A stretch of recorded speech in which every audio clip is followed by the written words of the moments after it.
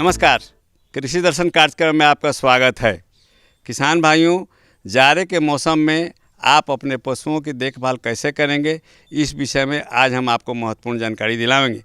सबसे पहले तो सर हम आपसे ये जानना चाहते हैं कि जाड़े का मौसम जो होता है वो पशुओं के लिए थोड़ा कष्टदायक मौसम होता है। जैसे हर प्राणी के लिए होता है वैसे पशुओं के लिए भी होता है।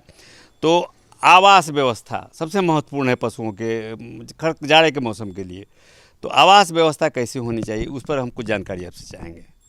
हाँ, सबसे पहले किसान बंधु, जब हम डेयरी फार्म का निर्माण करते हैं उस समय ही पहले देख लेते हैं कि हमारा आवास व्यवस्था कैसा हो कि सभी मौसम के लिए उपयुक्त हो।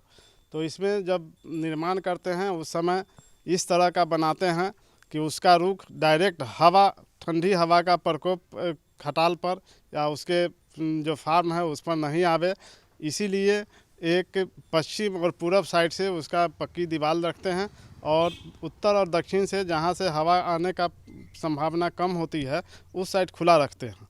तो इसमें एक चीज़ और ध्यान रखते हैं कि जो खुला हवा जो जिस साइड में एरिया है, गर्मी के दिनों में तो उसको हम लोग खुला रखते हैं ताकि मवेशियों को ठंडी हवा मिलती रहे, वो सफोकेशन महसूस नहीं करे। लेकिन जाड़े के मौसम में उसको ढकना बहुत महत्वपूर्ण होता है।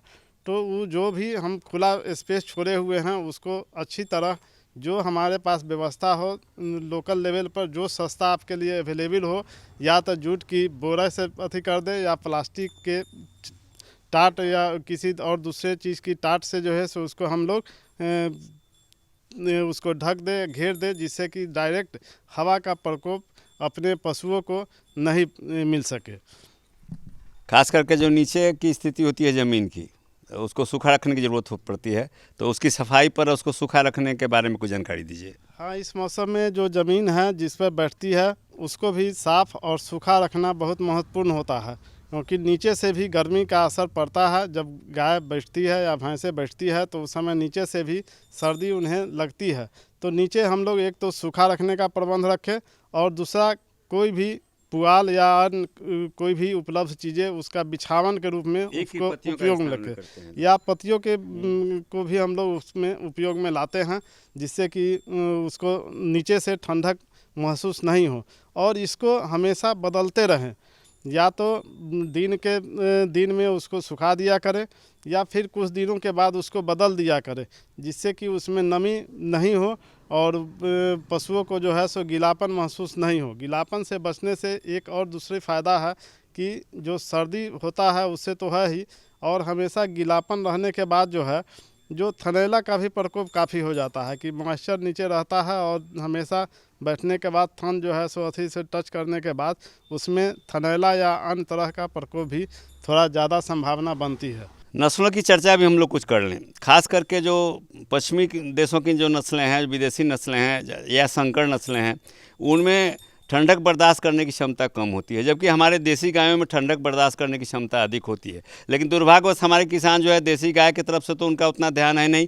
हालांकि राष्ट्रीय गोकुल मिशन चाहे आप पशुपालन वैज्ञानिकों के सहयोग से अब इस पर काफ़ी काम किया जा रहा है, लोग अब देसी नस्लें भी पाल रहे हैं। तो इसके बारे में क्या कहना चाहेंगे? नहीं, जाड़े के समय में खास करके जो फ्रीजियन या जर्सी विदेशी नस्लें अपने यहाँ है उसके लिए तो मौसम उपयुक्त होता है, लेकिन जो फ्रीजियन या अन्य जो विदेशी नस्लें हैं उसमें इम्यूनिटी क्षमता जो हम लोग के यहाँ एडजस्ट करने की क्षमता है वो उसमें काफ़ी कम होती है, जिससे कि उसको अन्य प्रॉब्लम ज़्यादा हो जाती है।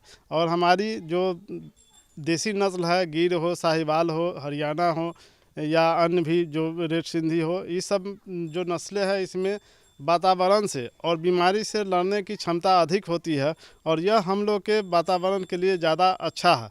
अभी तो ज़्यादातर इस बीच में काफ़ी क्रॉस ब्रीडिंग प्रोग्राम सब चला और लोगों ने भी इस पर बहुत ज़्यादा केयर नहीं रखा, तो अधिकतर गाय संकर नस्ल की हो गई है, जिससे कि इस जाड़े के मौसम में भी उसको ज़्यादा परेशानी हो जाती है और गर्मी में भी हीट स्ट्रेस का सामना करना पड़ता है, जिससे किसान बंधुओं को काफ़ी नुकसान होता है। भोजन की व्यवस्था, खास करके जाड़े के मौसम में दस्त लगने की बात आम बात है पशुओं में, और कई तरह की बीमारियां होती हैं। कौन सा भोजन दें उसको और संतुलित हो, सूखा चारा, हरा चारा और साथ का मिनरल मिक्सचर वगैरह, तो उसका संतुलन हम कैसे तैयार करें, इसके बारे में कुछ जानकारी चाहेंगे। जाड़े के समय में जो हमारी पशुएं हैं उसको अपने शरीर की तापमान मेंटेन करने के लिए अधिक ऊर्जा की ज़रूरत होती है।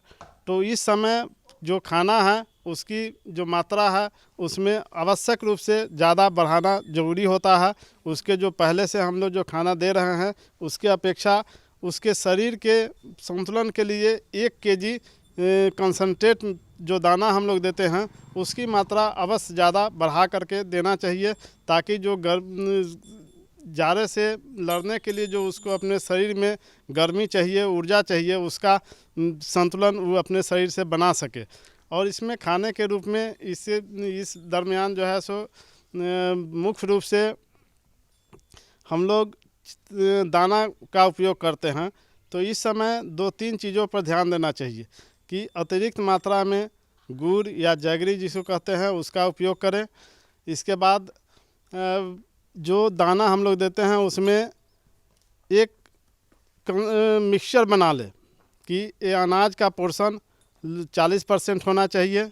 40 केजी अगर 1 कुंटल बनाते हैं तो 40 केजी अनाज हो, 20 केजी लगभग चोकर या दलहन हो और 30-35 केजी के लगभग में खल्ली का उपयोग अवश्य करें। इस मिश्रण में 2 केजी मिनरल मिक्सचर और 1 केजी नमक का प्रयोग कर इसको एक संतुलित आहार बना ले और इसका प्रयोग करें हम लोग खिलाने के दरमियान इसको ज़्यादा अच्छा रहे कि ठंडा चीज़ नहीं दे। खिलाने में जाड़े के समय में यह एक बहुत महत्वपूर्ण चीज़ होती है कि ज़्यादा ठंडा खाना हो या फिर पानी हो, उसको ज़्यादा लाइक नहीं करती है और ज़्यादा अगर नहीं खाने के बाद और दूसरी परेशानी गायों को बढ़ने लगती है। खाने के समय उसको थोड़ा हाफ बॉयल कर दे, थोड़ा सा उसको उबाल दे तो ज़्यादा अच्छा है। पानी निश्चित रूप से पिलाए। अगर ज़्यादा ठंडा पानी पिलाते हैं तो पानी ज़्यादा पिएगी नहीं, थोड़ा सा पानी पी करके छोड़ देगी और उससे और भी शरीर का दूसरा प्रॉब्लम शुरू हो जाता है। इसीलिए हमेशा ताज़ा पानी और या गुनगुना पानी उसको हमेशा दे कि अपने शरीर के अनुसार जो है सो अपना क्षमता के अनुसार पानी का ज़रूर उपयोग करे और अब स्वस्थ रहे। इससे आपका जो उत्पादन क्षमता है, पशुओं में उत्पादन क्षमता, दूध देने की क्षमता है, वह भी प्रभावित नहीं होगा और इससे पशु स्वस्थ रहेगी। एक और महत्वपूर्ण समस्या है 15 दिसंबर के बाद और 15 फरवरी के पहले जो गाय बच्चा देती है उसमें मृत्यु दर बच्चों में बहुत अधिक होती है। तो इसमें मृत्यु दर उसमें कम हो और बच्चों की देखभाल, हम जो नवजात जो बच्चे होते हैं उसकी देखभाल हमारे पशुपालक भाई कैसे करें। नवजात बच्चों के लिए सबसे पहले जो ठंडे के मौसम में उसको जुकाम और निमोनिया से बचाना बहुत ही आवश्यक है। ज़्यादातर जो बच्चे हैं जुकाम से प्रभावित होती है या फिर निमोनिया पकड़ लेती है, जिससे कि कभी कभी मृत्यु तक हो जाती है। तो इसके लिए हम लोग जो है सो उसको ठंडा से तो बचाने का उपाय करें ही। बहुत अगर ठंडी है तो उसको अलाव का या फिर हीटर से भी उसके फार्म को गर्म रखे, जिससे कि उसके शरीर के तापमान संतुलित रहे। और निमोनिया से बचाने के लिए अगर इसके बावजूद अगर ज़्यादा नाक से सर्दी आ रहा है या फिर फीवर हो गया तो फीवर के लिए पैरासीटामोल जो दवा आती है उसका उपयोग करें। नाक से जो ज़्यादा पानी आ रहा है तो उसके लिए हम लोग टिंचर बेंजोइन का भाप दे सकते हैं या फिर विक्स का जो है सो भाप हम लोग उपयोग करें। या सबसे अच्छा है कि अपने पूरे खटाल में अगर रात के समय में, शाम के समय में थोड़ा सा जमाइन का धुआं अपने फार्म में जला देते हैं तो उससे सभी पशुओं को थोड़ा आफियत मिलती है, आराम मिलता है और अच्छा उसका इफ़ेक्ट पड़ता है। उसके अतिरिक्त जब निमोनिया हो जाता है तो उसको निमोनिया जो सिचुएशन है उसके अनुसार निकटतम पशु चिकित्सक से दिखला करके उसका इलाज कराना बेहतर है।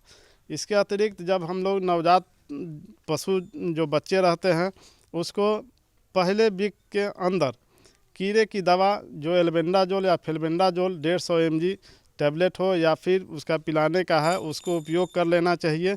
और बच्चे देने के बाद माँ की दूध खीस जिसको या खीसा बोलते हैं उसका उपयोग करना चाहिए, उसको देना ही चाहिए। ये सबसे देने से इसकी इम्यूनिटी क्षमता बच्चों की बनी रहती है और इससे बीमार पड़ने की संभावना कम होती है। जाड़े के दिन की आम बीमारी है दस्त लगना, गोबर से बदबू आना, पतला उसका पैखाना होना, इस तरह की समस्या आती है गाय में। तो इसके लिए किसान क्या करें? हाँ बिल्कुल, अभी जो जाड़े के समय में एक तो मैंने पहले बात किया कि अगर ज़्यादा ठंडा पानी पिलाते हैं तो पानी कम पीती है, उससे एक अनपच भी बढ़ता है और उस समय भी डायरिया ये होती है।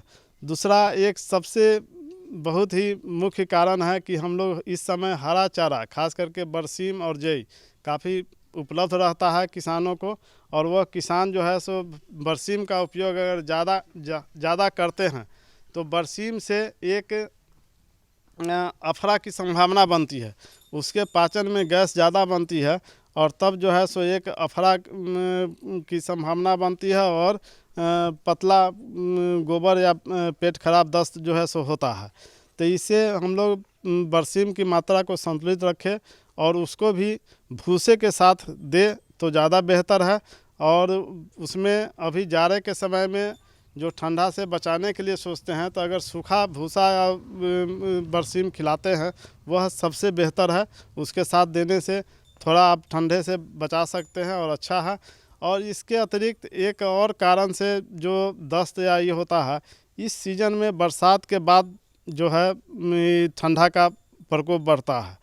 तो बरसात के टाइम में जितना पानी या वर्षा के चलते कीड़े का असर काफ़ी हो जाता है। खास करके जो हम लोग नॉर्थ बिहार इलाका देखते हैं, इधर लीवर फ्लू होता है, लीवर फ्लू काफ़ी सुनते हैं। इससे डायरिया और लीवर में कीड़ा होता है, लीवर फ्लू इसीलिए उसका नाम है, और उससे काफ़ी कमज़ोर हो जाती है गाय, गला में सूजन आ जाता है। तो उस सब से जो है सो कभी कभी गाय बैठ भी जाती है कमज़ोरी के कारण। तो कोशिश करें किसान बंधु कि बरसात के बाद जाड़ा प्रारंभ होने से पहले डिवर्मिंग कर दें।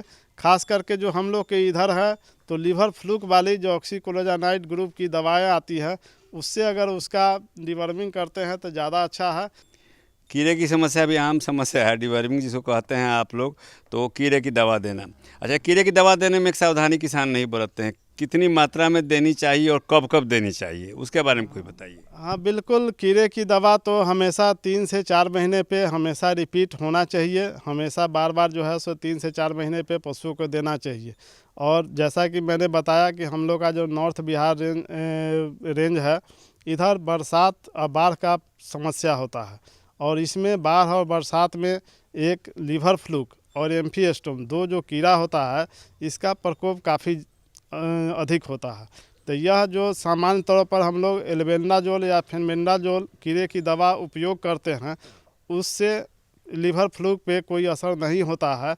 तो इसीलिए इस समय अगर हम लोग चलाए कीड़े की दवा के रूप में ऑक्सीक्लोरोनाइड ग्रुप की दवा को उपयोग में लाए, जिससे कि दूसरे कीड़े के साथ ऑक्सीक्लोरोनाइड लेवामिसोल ग्रुप की आती है, उसमें राउंड वर्म के साथ जो है लीवर फ्लूक से भी निजात पा सकते हैं और पशुओं को हम लोग स्वस्थ रख सकते हैं। एक आम समस्या है किसानों की, पशुओं की चमड़ी में कीड़ा लगना, अठवरुआ जिसको लोग बोलते हैं या चमोकन बोलते हैं, और ख़ास करके जब छोटे बच्चे होते हैं तो उसमें तो उसकी मृत्यु ही हो जाती है कभी कभी, अगर ठीक से उसको ना निकाला जाए, उसका इलाज ना किया जाए, उसके बारे में क्या कहेंगे?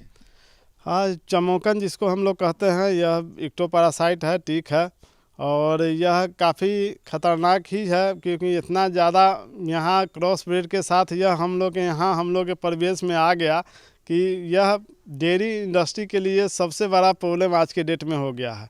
और इसका जो निदान है हम लोग तो कि इससे जो प्रभाव पड़ता है, एक तो उत्पादन क्षमता कम गई, उसका स्वास्थ्य कमज़ोर हो गया, और यह 4-5 बीमारी जो ब्लड प्रोटोजोन देती है, उससे कई तरह की समस्या आती है, पशु की कभी कभी मृत्यु तक की नौबत आ जाती है। तो इसका सबसे बेहतर उपाय है कि होने से हम लोग रोकें। इसके लिए समय समय पर साइपरमेथ्रिन ग्रुप की दवा है, उसको शरीर पर भी लगा करके लेप लगा पानी में 1% या 2% मिला करके उसको जो है सो हम लोग शरीर पे लगाते हैं। या फिर कई दवा आइवरमेक्टिन ग्रुप की आती है, इंजेक्शन है, या फिर बोलस फॉर्म में, उसको हम लोग उपयोग में ला करके इससे निजात पा सकते हैं, इसको कंट्रोल में कर सकते हैं। एक चीज़ और बहुत महत्वपूर्ण है जो इस समय जब हम पशुओं को दवा साइपरमेथ्रिन अगर लगाते हैं तो ठंडे के मौसम में थोड़ा परेशानी ज़्यादा ही हो सकती है, उससे आपको ज़्यादा परेशानी होगी। तो जिस समय आप देखें कि जिस दिन धूप निकला हुआ है, थोड़ा मौसम गर्म हो, उसी दिन उसका प्रयोग करें कि खुले मौसम में धूप में जो है सो उसको लगा करके शरीर भी सूख जाए और तब फिर से जो है उसको नहीं तो ठंडे के दिनों में लगा दीजिएगा तो हो सकता है कि उससे और उसको ठंडा लगने की समस्या ज़्यादा हो सकती है, आपकी पशु बीमार हो सकती है। तो इस बात का सावधानी अवश्य ही रखें कि हम उसको उचित समय पर ही उस दवा का प्रयोग करें। एक और बीमारी है जो खास करके उससे गाय ज़्यादा प्रभावित होती है, लंगड़ा कर चलना, सूजन हो जाना, और जहाँ दबाइएगा तो उसमें चट की आवाज़ आती है और उसमें खून जम जाता है या क्या हो जाता है। आप लोग वैज्ञानिक इसके बारे में अच्छी जानकारी दे सकते हैं। उसको जो आप चर्चा कर रहे हैं वह ब्लैक क्वार्टर या लंगड़ा बुखार करके होता है। वह इस सीज़न में तो बहुत कम ही देखने को मिलता है, बहुत रेयर है, लेकिन बरसात प्री मानसून या बरसात के समय में इस बीमारी का प्रकोप होता है। तो इस समय अभी उसके लिए बहुत ज़्यादा चिंता की बात नहीं रहती है क्योंकि इसका है, लेकिन उससे ज़्यादा महत्वपूर्ण एक चीज़ जो हम ध्यान देना चाहिए कि खुरहा मुंहपका FMD, इसका प्रकोप जहाँ तहाँ काफ़ी देखने को मिलता है। यह वायरल इन्फेक्शन है या किसी एक इलाके में शुरू हो करके जो है सो हर जगह फैलते चला जाता है। तो इसके लिए हम लोग अपने जो खटाल है, जो डेयरी फार्म है, उसको साफ सुथरा रखें, बाहरी लोगों का प्रवेश बंद रखें और समय समय पर इसका टीका ज़रूर करवा लें। FMD साल में का टीका साल में 2 बार होना चाहिए और भारत सरकार के परियोजना के तहत, कार्यक्रम के तहत इसको चलाया भी जाता है कि हर साल में 2 बार जो है सो इस प्रोग्राम को चलाया जाता है। तो किसान बंधु से अनुरोध है कि अपने पशुओं को जिस समय भी यह कार्यक्रम चलता है, इस पशुओं को FMD का टीका अवश्य ही लगवा लें। अच्छा, अभी जब मौसम में परिवर्तन होगा तो जब मौसम बदलता है उस समय भी पशुओं पर विशेष ध्यान देने की ज़रूरत होती है। जब ठंडा ख़त्म होगा और गर्मी का मौसम शुरू होगा, इस बीच की जो स्थिति होती है उसमें कुछ खास ध्यान देने की ज़रूरत है। ठंडा ख़त्म होने के बाद जो नया सीजन आता है उस समय तो पशुओं में उस तरह की कोई बहुत कठिनाई नहीं नज़र आती है। उससे पहले ही ठंडे के समय में 2-3 चीज़ें और भी आती है जो ठंडा के चलते कभी कभी बैठ जाती है या फिर निमोनिया से इतना ज़्यादा ग्रसित हो जाती है कि वो हाँफना वगैरह सब जो है सो शुरू हो जाता है। तो उस समय अगर आपकी पशु अगर खाना पीना बंद कर देती है, पागुर उगुर बंद है, तो सबसे पहले अपने घर के चीज़ों में आप मिट्ठा, हल्दी, जवाइन इसका एक पेस्ट बना करके एक बार ज़रूर खिला दें, क्योंकि अगर ठंडे के असर के चलते होगा तो हो सकता है कि इसी से आपकी पशु स्वस्थ हो जाए और आगे आपको ज़्यादा कुछ परेशानी नहीं झेलना पड़े।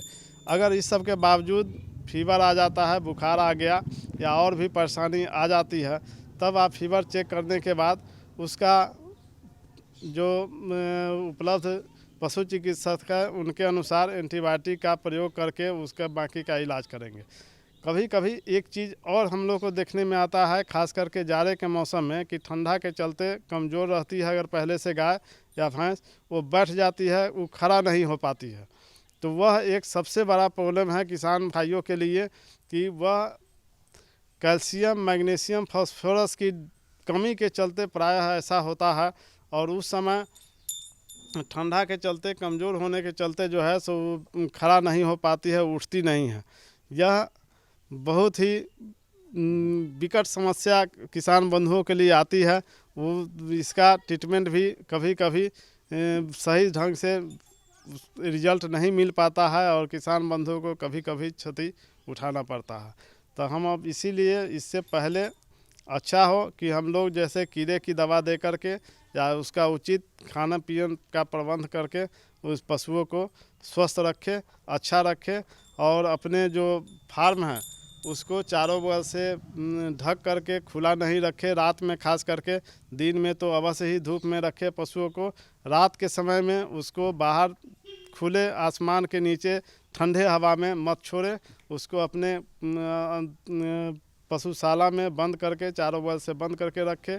ज़रूरत हो बहुत ज़्यादा अगर ठंडी है तो अलाव का और हीटर का प्रयोग करके उसको पशुशाला को गर्म रखना चाहिए। इसके अलावे एक चीज़ हम लोग को थोड़ी सी असावधानी के चलते कहीं कहीं बहुत जगह देखने को मिलता है कि अलाव जला दिए और उससे आग लग गया। तो यह हमेशा दिमाग में रख लीजिए कि ऐसे जगहों पे अलाव का लगावे जहाँ की आपके पशु सबसे पहले सुरक्षित हो, पशुओं के शरीर तक या फिर जो पशुशाला में सामान रखा हुआ है उसकी पहुंच तक आग नहीं पहुंचे। यह बहुत जगह हम लोग को देखने को मिलता है कि आप उसके जो कंबल या बोरे के चट्टी से शरीर पे रखे हुए हैं उसमें आग पकड़ लिया और पशु जल करके जो है सो नुकसान हो गया। तो इस चीज़ को अवश्य ही हमें अपने दिमाग में ज़रूर रख ले कि उसको ज़रूर अपने पशुओं को सुरक्षित रखें। एक आम समस्या है भैंस और गाय दोनों में गर्म नहीं होना, और जब गाय या भैंस गर्म नहीं होती है किसान बहुत दिन तक उसको पालते हैं, अंत में जाकर औने पौने दाम में उसको बेच देते हैं निराश होकर। गर्म ना होने के कारण क्या है? अगर गर्म पशु नहीं हो पा रहा है तो उसकी इलाज की व्यवस्था कैसे होगी? हम लोग के यहाँ जो प्रजनन संबंधी परेशानी है उसका 80% कारण उसके खान पीने से संबंधित है। जो हम लोग का जो व्यवस्था है प्रबंधन है उसमें कहीं ना कहीं कमी के कारण ही मैं कि पशु या तो गर्म नहीं होती है या फिर कंसीव नहीं करती है, पाल नहीं रखती है, या फिर समय पर जो है सो फिर गर्म नहीं होती है। तो इसके लिए जो सबसे पहले उसका जो व्यवस्था है खाने पीने है, जो कीड़े की दवा है उसका प्रयोग आप समय से करें और पशुओं को नियमित रूप से मिनरल मिक्सचर और नमक इस चीज़ों का प्रयोग अवश्य ही करते रहें। इससे उसके जो प्रजनन संबंधी समस्या होती है, जो उसका साइकिल हार्मोनल साइकिल होता है, वह सब जो है सो इससे रेगुलेट बना रहेगा और इससे जो है सब समस्या कम आएगी। लेकिन इसके बावजूद भी ऐसा नहीं है कि इसी केवल प्रबंधन से ही जो है सो नहीं रखेगी। इसके अलावे कई तरह की बीमारी भी होती है, जैसे अगर बार बार हीट में आ रही है, पाल नहीं रख रही है, कंसीव नहीं कर रही है, तो वहाँ इस प्रबंधन के अलावे भी कुछ चीज़ों की कमी हो जाती है शरीर में। जैसे खास करके इसमें मुख्य रोल है फास्फोरस का, विटामिन्स का, मिनरल्स का। तो इन कमी को हम लोग बाहर खाने पीने से जो दूर कर सकते हैं। इसके अलावे कभी कभी बच्चेदानी की इन्फेक्शन संक्रमण के चलते भी पाल नहीं रखती है या समय से नहीं जगती है, तो उस समय उसको कुशल पशु चिकित्सक से दिखा करके उसका जो है सो हाँ ओवम तो जो नहीं बनता है उसके लिए वही खास करके फास्फोरस है, मिनरल्स है, विटामिन है, इसके लिए ज़्यादातर जिम्मेवार है, जिसको कि हम लोग खिला पिला करके यही बता रहे हैं कि ज़्यादा से ज़्यादा नहीं खाने पीने के चलते संतुलित आहार नहीं मिलने के चलते ही होता है, तो उसको हम लोग खिला पिला करके उसको संतुलित कर सकते हैं, स्वस्थ रख सकते हैं। इसके अलावे कुछ चीज़ें हैं कि हार्मोनल इम्बैलेंस के चलते, असंतुलित हार्मोन के चलते जो है सो पाल नहीं रखती है, तो इसको समय समय पर कुशल पशु चिकित्सक से दिखा करके ही उसका उपचार सही से किया जा सकता है। एक और समस्या है गाय और भैंस दोनों में गर्भाशय का बाहर निकलना। जब पशु या जो मादा पशु बच्चा देने लगती है तो उस समय वो बाहर निकल जाता है। बहुत परेशानी होती है हमारे किसानों को। गाय और भैंस दोनों में समस्या है, इसके बारे में क्या कहना चाहेंगे? यह भी जो बाहर आ जाता है, बच्चेदानी बाहर आ जाता है बच्चे के देने के टाइम में या बच्चा देने के बाद भी, तो यह भी एक न्यूट्रिशनल प्रॉब्लम ही है। जो खान पीन का जो कमी है, जो उसके मिनरल और विटामिन की कमी है, उसके चलते ही वैसा होता है, मुख्य कारण वही है। इसके अलावा इन्फेक्शन के चलते भी होता है। तो यह जो होने के से बचाव के लिए हम लोग जिस समय वह गर्भावस्था में होती है उसी समय उसके खान पीने में जो है सो सही मात्रा में आहार प्रबंधन करें, जो उसके शरीर के लिए जितनी मात्रा उसको दाना के मिलना चाहिए वो उसको दे, कीड़े की दवा का उपयोग करें और इसके अतिरिक्त अंतिम समय में कुछ कैल्शियम और फास्फोरस की अतिरिक्त मात्रा अलग से दवा के रूप में दे करके इस जो बच्चेदानी को बाहर निकलने की समस्या से हम लोग निजात पा सकते हैं। इसमें अगर इस तरह का प्रॉब्लम हो गया तो इसमें कुशल पशु चिकित्सक से बुला करके ही उसका उचित समाधान और उपचार होना चाहिए।